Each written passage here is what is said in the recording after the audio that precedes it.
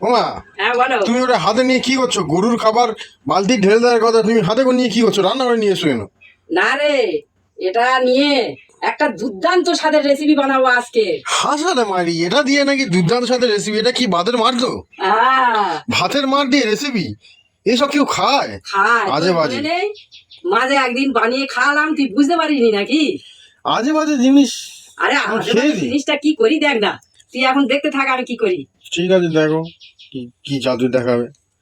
আচ্ছা, ভাতের মার দিয়ে রেসিপিটা বানানোর জন্য আমি উনুন সালে চলে এসেছি। আমার উনুনে এখন ধরে গেছে, কড়াটা প্রথমে চাপিয়ে দেবো।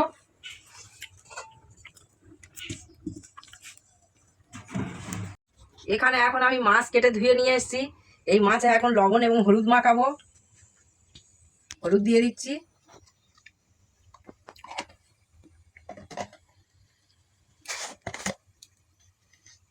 লবণও দিয়ে দিচ্ছি। কড়াইতে এখন এটা ভালো করে মাখিয়ে নেব। কড়া আমার গরম হয়ে গেছে, এখন কড়াতে তেল দিয়ে দেব। একটু নেড়ে দেব। এখন এক এক করে মাছগুলো দিয়ে দেব।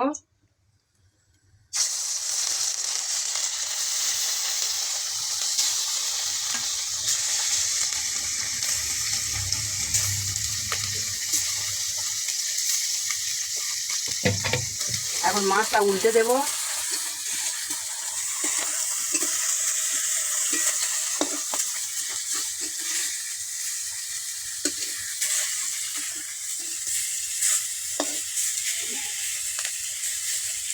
বন্ধুরা দেখুন, আমার মাছগুলো ভাজা হয়ে গেছে। এবার আমি এক এক করে কড়া থেকে তুলে নেব।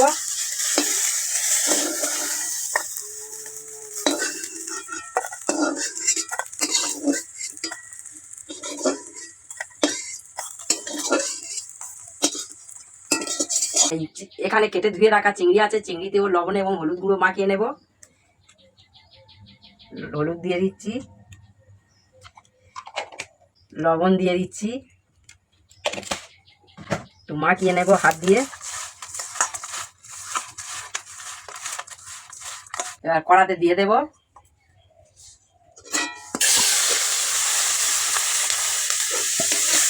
নেড়ে চেড়ে নেব।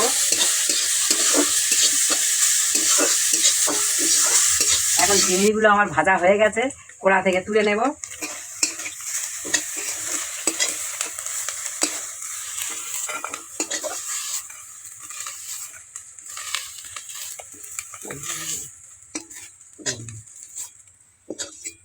আবার কড়াতে একটুখানি তেল দিয়ে দেব।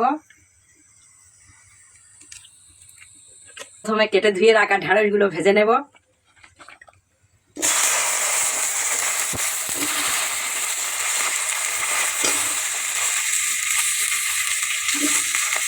গুঁড়ো দেব, অল্প লবণ দেব, নেড়ে চেড়ে দেব। ঢেঁড়সগুলো আমার ভাজা হয়ে গেছে, তুলে নেব।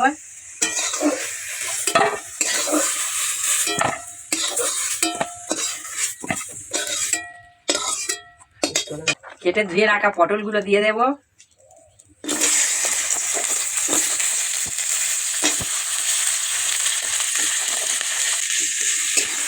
নেড়ে চেড়ে নেব।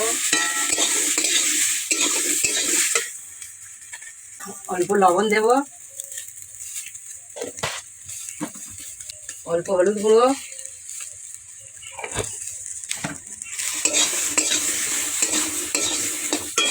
অল্প তেল দেব।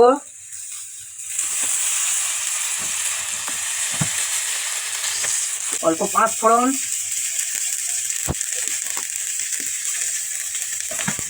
কুচে রাখা পেঁয়াজ, পেস্ট করা রসুন,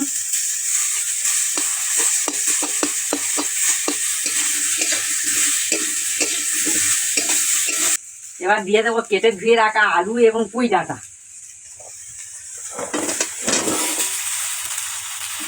স্বাদ মতো লবণ দিয়ে দেব,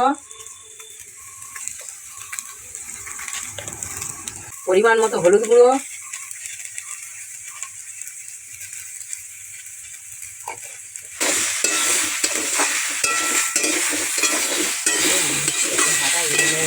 কিছুক্ষণ কিছুক্ষণের জন্য ঢাকা দিয়ে দেবো।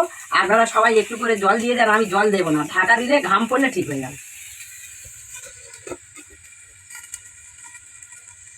কিছুক্ষণ পরে ফিরে এলাম, এবার ঢাকাটা খুলবো।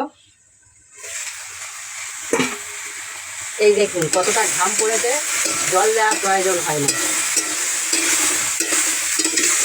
এবার দিয়ে দেবো পেস্ট করা আদা এবং কাঁচা লঙ্কা।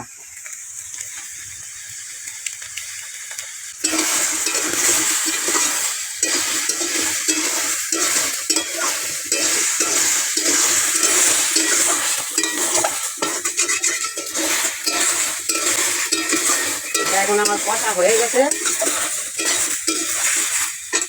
এখন এই ভাতের মারটা দিয়ে দেব।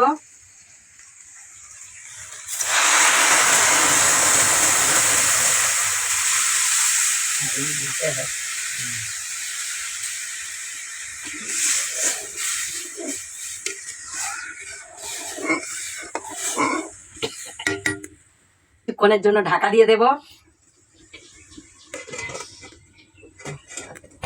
কিছুক্ষণ পরে ফিরে এলাম, এবার ঢাকাটা খুলে ভেজে রাখা ঢেঁড়সটা দিয়ে দেব।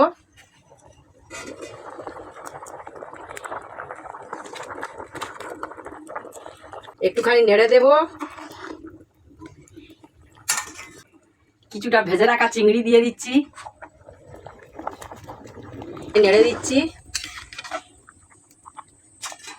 আবারও কিছুক্ষণের জন্য ঢাকা দিয়ে দিচ্ছি। আবারও কিছুক্ষণ পরে ফিরে এলাম, ঢাকাটা এখন খুলে দেখবো তরকারিটা কেমন হয়েছে। দেখি সিদ্ধ হয়েছে কি। সিদ্ধ হয়ে গেছে। এবার দিয়ে দেবো ভেজে রাখা 4 পিস মাছ, পোনা মাছ।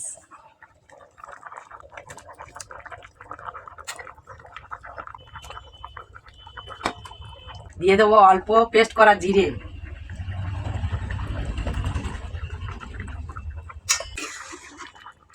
কিছুক্ষণ নেড়ে একটুখানি ঢাকা দিয়ে দেবো।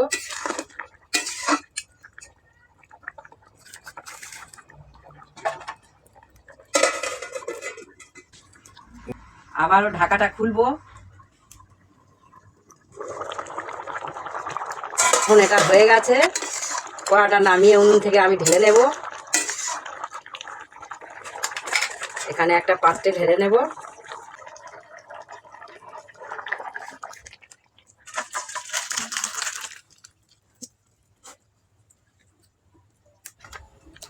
আয় বাবা, আমার আর তস হইছে না, ভাতের মার দিয়ে তরকারি বানিয়েছি, খেয়ে দেখবি আয়। ওই মাছের মুড়োটা আমার দেবে।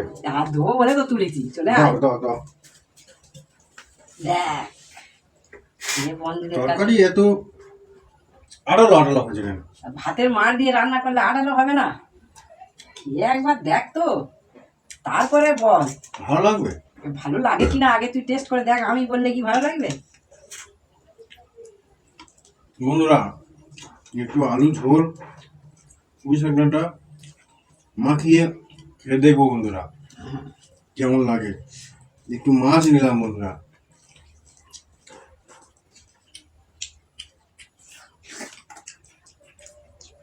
কেমন লেগেছে?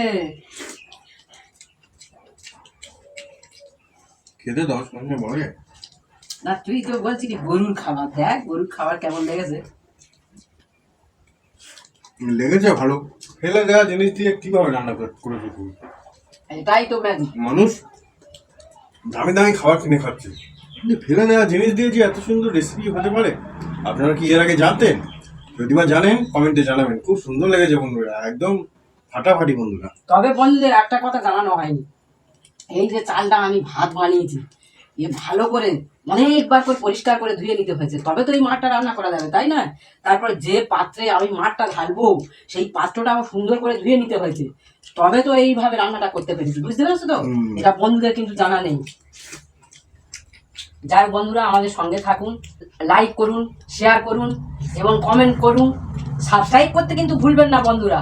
ধন্যবাদ বন্ধুরা, আপনারা আমাদের পাশে থাকার জন্য। আমরা গরিব মানুষ, অনেকে আমাদের পাশে থাকতেও চায় না, এত কষ্ট করে ভিডিও বানাচ্ছি, তবু কেন বন্ধুরা আপনারা ভিউ দিচ্ছেন না, আমি বুঝতে পারছি না।